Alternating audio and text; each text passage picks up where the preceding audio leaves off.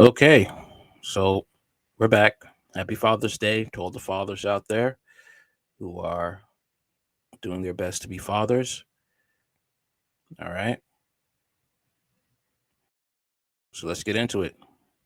Petri dish of fascism: how Ukraine has become a magnet for Western neo Nazis. The war torn East European country is a mecca for some of the most odious people on earth. What sort of threat does this pose to their home countries? Well, Azov Battalion, they take in Nazis, especially Nazis who are on the run from justice from foreign countries because they committed crimes in different countries. At the end of April, two French neo Nazis, Alain Vigneron and Guillaume Anderoni, who had joined the armed forces of Ukraine as mercenaries, were arrested and convicted in their home country 2 months earlier. One of them had posted photos of three executed Russian prisoners on social media and munitions back home. I'm sorry. However, Vigneron and Anderoni were detained not because of any war crimes, but for attempting to smuggle weapons and munitions back home, including rifle scopes and magazines for machine guns. After a brief trial, they were sentenced to 15 months in prison each, 9 of them to be served conditionally. This incident is only the first signs of things to come. According to French media, about 400 French citizens are taking part in the armed conflict in Ukraine. Of those, about 100 are directly involved in the fighting, and about 30 are well-known far-right extremists. It's not just Paris that will soon face the prospect of militant neo-Nazis returning home. Observers note that the number of volunteer foreign fighters in Ukraine has reached thousands. So they want to die because Russia is putting those bodies on the floor. I don't know if you ever listened to Power Man 5000. Put the bodies on the floor. Put the bodies. Let the bodies hit the floor. Let the That's what's happening in Ukraine. Bodies are just dropping. According to the French media outlet Mediapart, France's General Directorate of Internal Security had its eye on the suspects long before the incident. Despite this, they were detained only thanks to a random check at customs. Vigneron, also known as Vivi, is a retired fighter of the elite French Cachuas Alpine Fighters Unit. He was dismissed from the army after his neo-Nazi views came to light in the media. Shortly before returning home, he posted a photo on the Track a Nazi Merc Telegram channel showing three Russian soldiers shot in the head. The images shows that the soldiers were unarmed and killed at close range. After photos of the execution began circulating online, Russia's investigative committee announced that it would examine the crimes of French mercenaries against Russian prisoners of war in Ukraine. Vigneron's accomplice, known as Bones by his military call sign, was also previously linked to the far-right neo-Nazi group, which has long-standing ties with Ukrainian extremists. The Zalfirs Paris group, it ironically derives its name from the Berber tribe Zawawa, which in turn became known as the French Army's first indigenous regiment, supported Ukraine and established contact with local fighters from the neo-Nazi Azov regiment. In December of 2019, the leader of the far-right group, Mark de Kakavid Valminir, can't pronounce that name, traveled to the country to personally meet Azov fighters and visit the training camp. In January of 2022, a month before the start of the Russian military operation, Zalvis Paris was banned in France. However, its ties with Ukrainian extremists had nothing to do with the ban. A month earlier, the group had attacked anti-racism demonstrators who tried to disrupt a far-right rally in support of presidential candidate Eric Zumar. The ban did not particularly affect the neo-Nazis. Zalvis Paris supporters from the Ost casual telegram channel are still singing the praises of Ukrainian fighters and are using Nazi symbols and phrases alluding to the various far-right movements in France and Germany. In their posts, they refer to Russian troops as Asian hordes of Soviet imperialism that have once again taken over Europe, and to Chechen units as Putin's Muslim dogs. Ooh. They use similar duplicate channels to raise funds for the needs of militants and collaborate with neo-Nazis from other countries. The group boasts of its presence in Ukraine, posting photos of its Ukrainian supporters and stickers of French right-wing organizations. It has also created backup platforms in case the main Telegram channel is blocked. A little over a year ago, far-right terrorists from France killed the former Argentinian international rugby player Federico Martin Aramburu. One of the suspects, Loiki Lee Priol, was caught on the border between Hungary and Ukraine. According to official reports, the terrorist and former Marine commander wanted to surrender to Ukraine authorities after committing the murder because, Ukraine will back him up. That's why.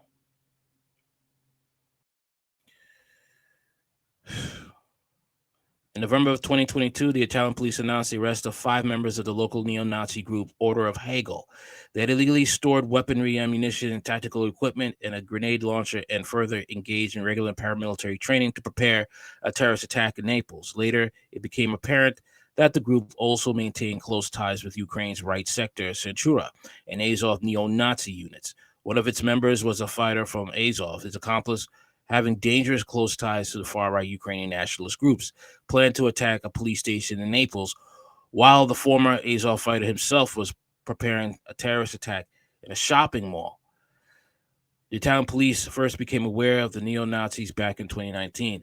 In an intercepted conversation from January of 2021, one of the militants, Giampiro Testa, threatened that he would make a massacre like in New Zealand, obviously referring to the terrorist attack in Christchurch that resulted in the deaths of 51 people in 2019.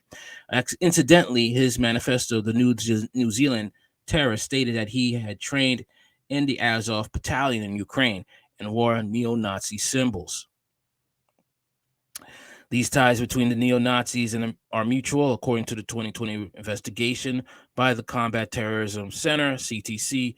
At West Point, the New Zealand Shooters Manifesto became popular among Ukrainian paramilitary units. It was even translated into Ukrainian language and sold as a book by 22-year-old Kyiv residents, becoming a kind of artifact. The center added that the Ukraine holds a particular attraction for white supremacist activists and adventurers, largely due to the establishment and development of the Azov Regiment and other state-supported paramilitary formations.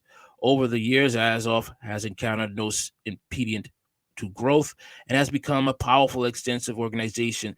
The more it grew, the more support it received from the Ukrainian state. Azov's ideological influence on Ukrainian society has helped to shape the country's modern agenda. In the 2010s, the organization actively organized youth groups that taught basic military training and ideology. As noted in the Combating Terrorism Center report, the public declarations of Ukrainian far-right extremists attracted ultra-rightists from Europe, the United States, and other countries.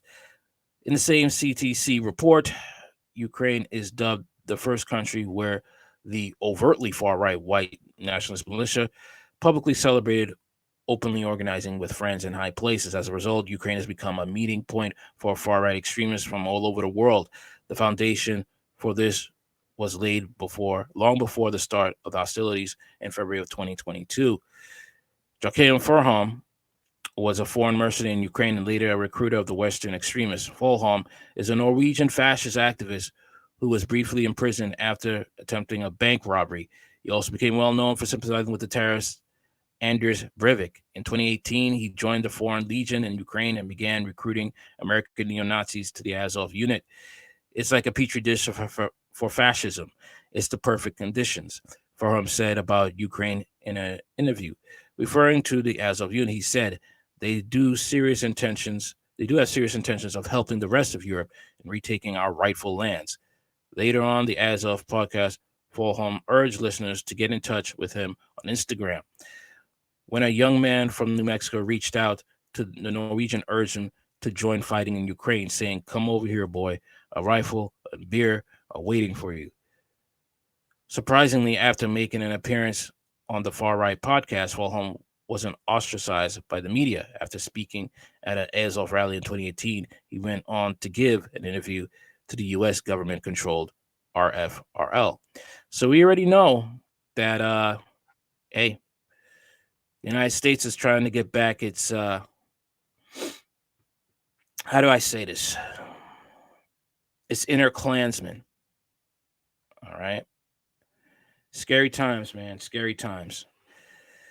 The case of the American mercenary and former U.S. Army veteran Craig Lang is even more striking. Lang made headlines when he attempted to blow up his pregnant wife with anti-personnel landmines. In 2015, after serving a prison sentence, he joined the right sector ultra-nationalist organization along with other Army veterans, Alex Zeofalfer. BuzzFeed reported that Craig recruited dozens of Western militants to Ukrainian paramilitary units. In 2016, Lang joined the Georgian National Legion, which fought on the side of Ukraine in the eastern Donbass. Leaked documents revealed that he beat, tortured, and killed local civilians. Wow. According to the publishers of the leak, one of the videos showed Lang beating and drowning a girl after a fellow fighter injected her with adrenaline so that she would not lose consciousness while drowning. Lang and other militants committed atrocities as members of the Right Sector unit. Despite the fact that Lang had been charged in a double murder case in the United States, as Laura Dajma-Mohon told Politico that he had returned to the battlefield. In the summer of 2022, he was seen on social media in a Ukrainian military uniform and brandishing an anti-tank weapon. Paul Gray is another prominent example of the Petri dish effect. The Iraq War veteran and Purple Heart recipient was a well-known fascist activist in the United States before joining the pro-Ukrainian militants. Despite this, Gray made numerous media appearances, including on Fox News, where he was portrayed as a heroic soldier, his neo-Nazi views never surfacing. According to media reports, a document compiled by the U.S. Customs and Border Protection Services, intelligence, and other domestic security services showed that many American militants have traveled to Ukraine. The evidence in these cases being rooted in interviews with extremists themselves conducted by law enforcement agencies.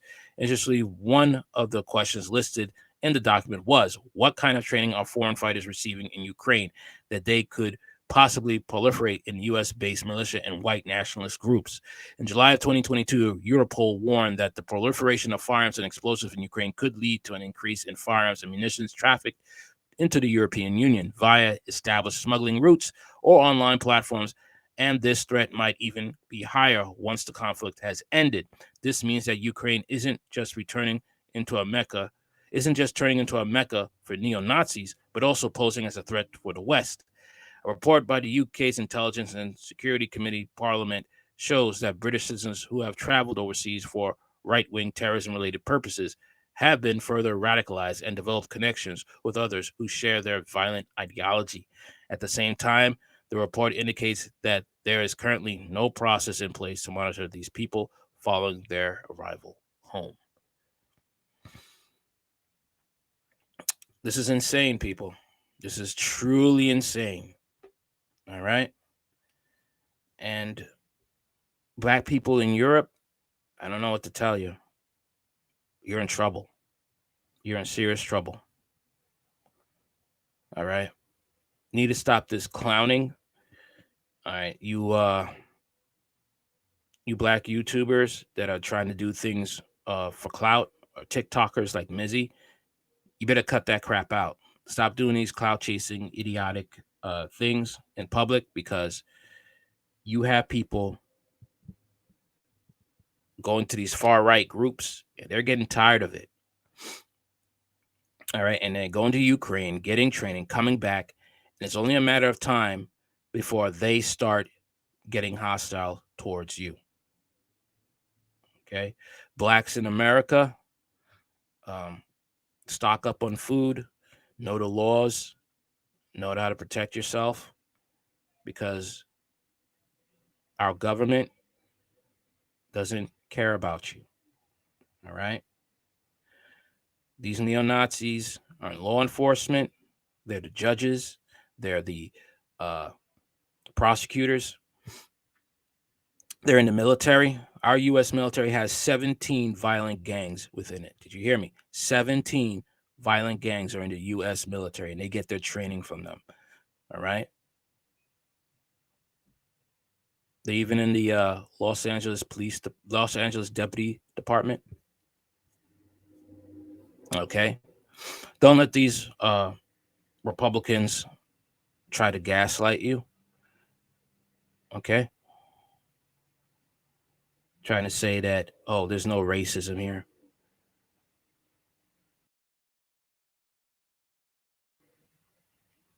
They're really trying to eradicate us and non-whites, or those, and the only ones that probably will still be here are the ones that look like they could pass as white.